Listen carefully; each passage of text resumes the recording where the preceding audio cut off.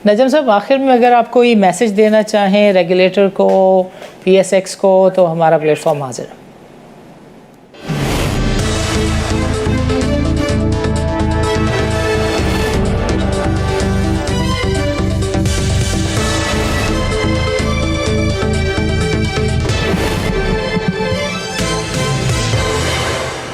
नजम साहब, आखिर में अगर आप कोई मैसेज देना चाहें रेगुलेटर को, PSX को, तो हमारा प्लेटफॉर्म हाजिर है।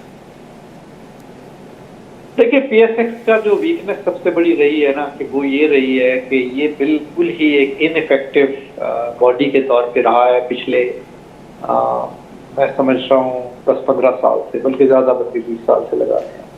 क्योंकि जब से इस पे इंडिपेंडेंट डायरेक्टर्स आए थे, वो तजर्बा मेरे हिसाब से इसलिए कामयाब नहीं रहा। इसलिए कामयाब नहीं रहा कि उन इंडिपेंडेंट डायरेक्टर्स का कोई स्टेक ही नहीं था स्टॉक एक्सचेंज में। वो सिर्फ आते थे और मीटिंग अटेंड करके चले जाते थे। राइट। क्या मतलब है, ना उनका कोई स्टेक है, ना उनको स्टॉक एक्सचेंज में कोई दिलचस्पी है, ना उनका नॉलेज है। मैं ये नहीं कह रहा, मैं I am not trying to say कि जी इंडिपेंडेंस नहीं, डायरेक्टर्स की इंडिपेंडेंस नहीं होनी चाहिए, बट इंडिपेंडेंट डायरेक्टर का मतलब ये नहीं है कि आप अनरिलेटेड लोगों को उठा के मार्केट में बिठा दें जस्ट बिकॉज कि उनके नाम अच्छे हैं या वो पावरफुल लोग हैं या ये कि वो मशहूर लोग हैं।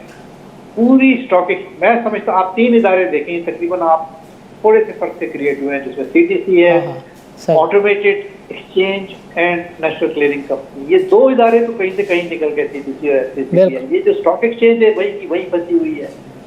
इसकी लिस्टिंग कमेटी में क्यों ब्रोकर्स को बिठाया जाता था, मेरी आज तक समझ में नहीं आई। क्यों बैठते थे ब्रोकर? ये तो सारी की सारी स्टॉक एक्सचेंज की मैनेजमेंट की कमेटी होनी चाहिए जो इसकी लिस्टिंग के लिए कमेटी थी।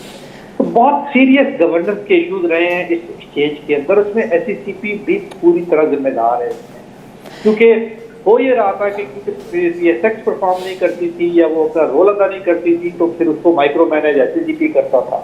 बजाय इसके कि इस इंस्टीट्यूशन को स्ट्रेंथन किया जाता, SECP ने वो रोल खुद अडॉप्ट कर लिया और उसको वो चलाने लगे डेली बेसिस। ऐसे नहीं चलती इदारे, उनको अपने पाँव पे खड़ा होना दिया जाए।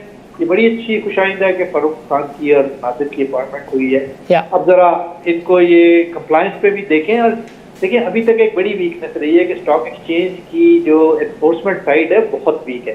एनफोर्समेंट जो है वो सिर्फ SECP का काम नहीं है, फ्रंटलाइन रेगुलेटर PSX है। अगर ट्रेडिंग में इनसाइडर ट्रेडिंग है या और शेयर मैनिपुलेशन है, इस किस्म की चीजें सबसे पहले एक्सचेंज को देखनी चाहिए। एक्सचेंज में कभी भी इतनी हिम्मत नहीं रही कि अपने ही रेगुलेटरी के खिलाफ एक्शन ले सके। Exactly. वो ये सारी चीजें देखें, हम कह तो देते हैं इक्विटी मार्केट डेवलप की, बट पहले पीछे जाके वजूहात को देखें। आपके दोनों रेगुलेटर सही बिक रहे हैं। बिल्कुल। अभी भी मैं समझता हूँ कि SECP अभी भी उतनी रेगुलेटरी रेट नहीं है उसकी कि वो मेजर मार्केट के लोगों को आकर चैलेंज कर सके। बिल्कुल सही। ये उसके साथ होगा, इंशाल्लाह ये भी दिन आएगा कि ऐसा होगा। लेकिन अभी मैं समझता हूँ हमारे रेगुलेटरी इदारे अभी भी उनको जरूरत है कि वो जरूरत से ज्यादा मजबूत और अपनी रेगुलेटरी रेट एस्टेब्लिश करें। नजम साहब, आखिर में एक सवाल चाहूँगा, बिकॉज आपके कमेंट से ये सवाल निकलता है। जिस तरीके से लिस्टिंग कमेटी को ख़त्म किया गया है, डीलिस्टिंग कमेटी भी दुनिया में नहीं होती, और डीलिस्टिंग के लिए भी एक कमीशन में रिकमेंडेशन गई थी जो कि ताहाल एक्सेप्ट नहीं हुई, कि जब लिस्टिंग की प्राइस एक ऑटोमेटेड प्रोसेस के ज़रिए आ सकती है, तो डीलिस्टिंग की भी जो प्राइस है उसके लिए भी you need not to have a committee of brokers to decide कि कौन सी जो प्राइस है उसके ऊपर कोई कंपनी जो डीलिस्ट हो रही है। डीलिस्टिंग में तो ब्रोकर्स का कोई रोल नहीं होना चाहिए, बिल्कुल सिरे से कॉन्फ्लिक्टेड है वो।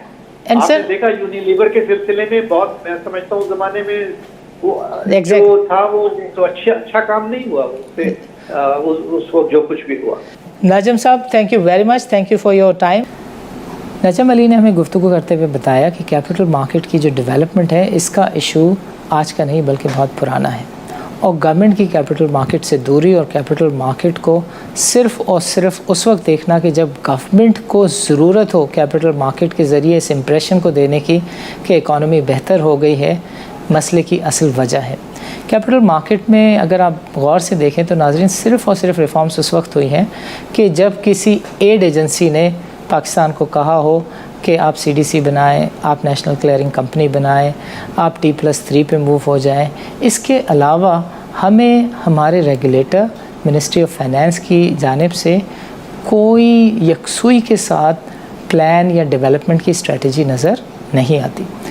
नजम साहब ने जो बुनियादी चीज़ की निशानदही की वो था रेगुलेटर पर ट्रस्ट और कॉन्फिडेंस।